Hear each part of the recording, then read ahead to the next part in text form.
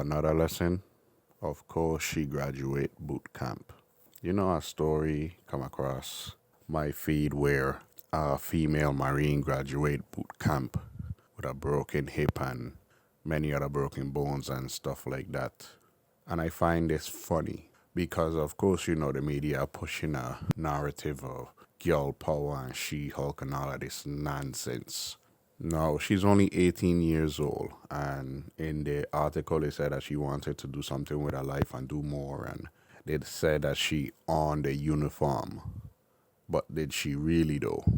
Now, I'm pretty sure they notice, well, when it comes to women or whatever, I don't care where they are, very few are very observant. And if it was a man, they would have noticed that something was wrong. And then his trajectory would have been altered. But of course, because this is a woman, they just let her slide. Well, I'm not taking away from the rigorous training and exercise program that they throw on the Marines, but I'm pretty sure this is a formative action play. Because let's just be realistic, the standards for the women are way lower than the one for the men. They expect the men to reach excellence and have a high bar for them.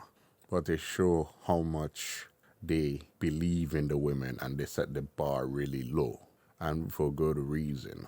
Most women don't want to be in the military, or they come to the military broken because they have daddy issues and all this other stuff.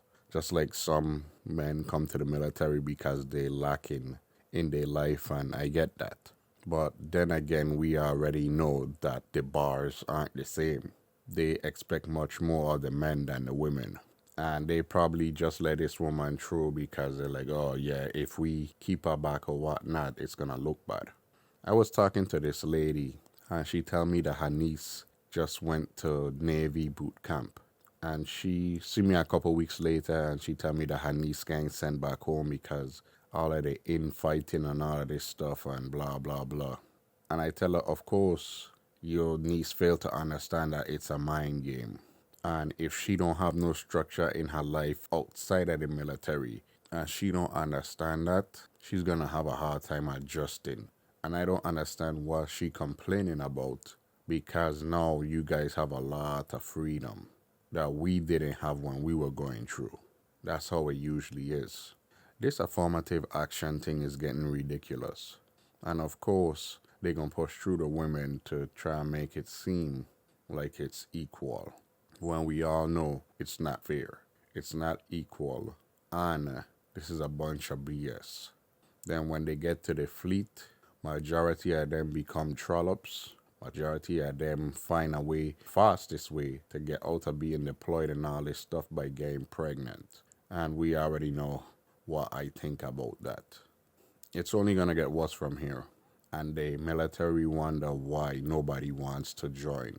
And I promise you, even if they bump the incentive up to $1 million, the difference between the $50,000 and $1 million is just zeros. But the quality of people that they gonna have, especially the ones they're laying in now, is the bottom rung of the ladder.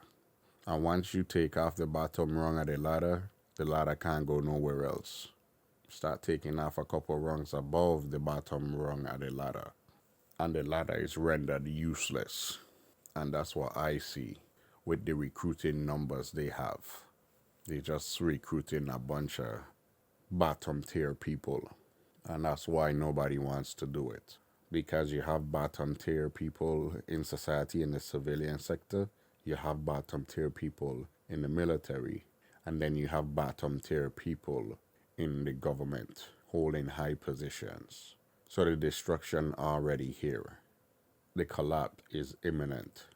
We just gotta be able to predict when it's coming, and we gonna fully collapse as a country. You've been taught.